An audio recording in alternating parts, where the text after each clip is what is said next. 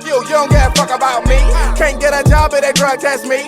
Got a nigga stretched up, press, got a fell out of the shit. Hey, what's going on, guys? Purple Dank here, and today I brought you guys a dank budget build. Build your own gaming rig, $500 with all the dankness, max settings, DirectX 12 support, all the good stuff. Alright, start you guys off with the CPU. I have the AMD, the FX 6300 3.5 gigahertz 6-core processor. The reason I chose it, of course, because it's cheap, fits well in the budget. It was actually recommended by a buddy of mine, Steve Kuhn. A link to his channels in my description below. But he recommended it because he uses it in his rig, as a matter of fact, and he says he has no problems with it. He uses a 970 and all that, so yeah. But I chose that because it's cheap, it was recommended, and it comes with a CPU cooler, so save a little bit of money that way. I mean, the stock cooler's not that great, but hey, it's free, you know, can you complain? And for the motherboard, I have the Asus, the M5A78L-M plus blah blah blah blah blah, all that. The reason why I chose that, again, it's cheap, and it's another part that's used in my buddy's build, Steve Kuhn. It's the exact same motherboard that he uses. Like it says that the BIOS is not compatible with Windows 10 and all this other nonsense, but it's all a lie. Like he said, he just plugged it in and it's fired right up, no problem. So don't worry about that. And for the memory, for the RAM, I chose the Patriot Viper 3, an 8GB stick, cause like I don't recommend trying to play on anything less.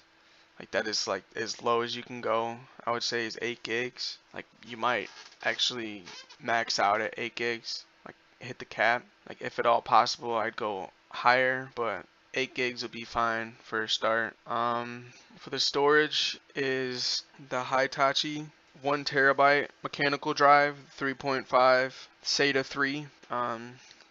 As you can see, 7200 RPM. For the graphics card, I chose the Radeon RX 480 8GB video card. It's another cheap graphics card. It's a great budget card. It's not really cheap, but I recommend it personally because I use it in my rig and I have no problems with it. You get great frame rate with 1080p.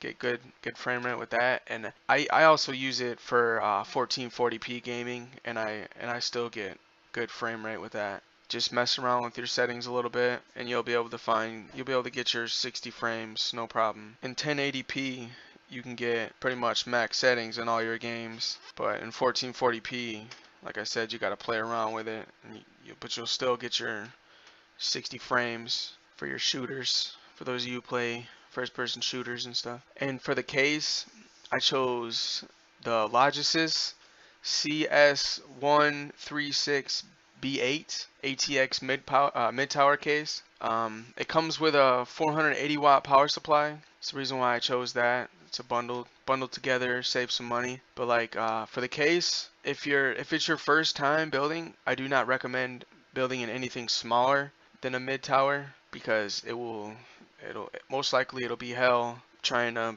work in a small case. Like at least with the mid-tower, you have plenty of room to work in there, and that's all I got for the rig itself. Like with this build altogether, it comes out $498, so it's in the $500 budget, and you'll be capable to play max settings, 1080p, great frame rate, 1440p with average frame rate. Like you can tune into my channel because I have a video showing my overclock settings on my RX 480.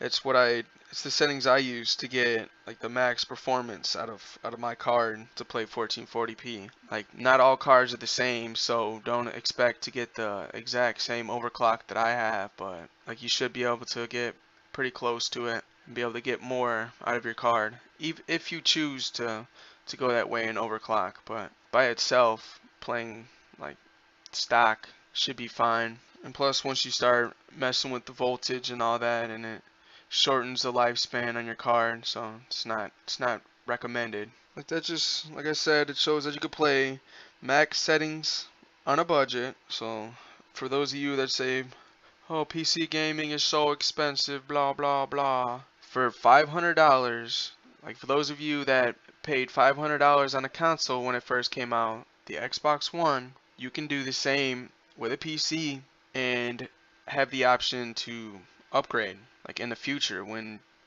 your parts get outdated or such.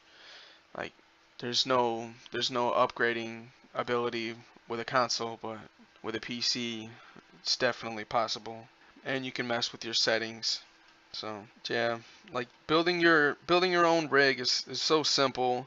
Like don't get nervous, don't get scared over it.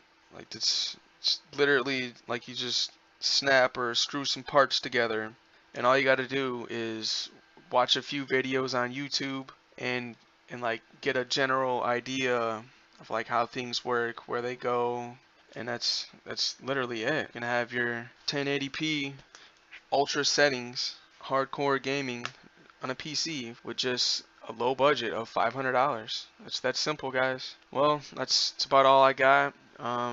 Let me know what you guys think in the comments below. Later. Peace.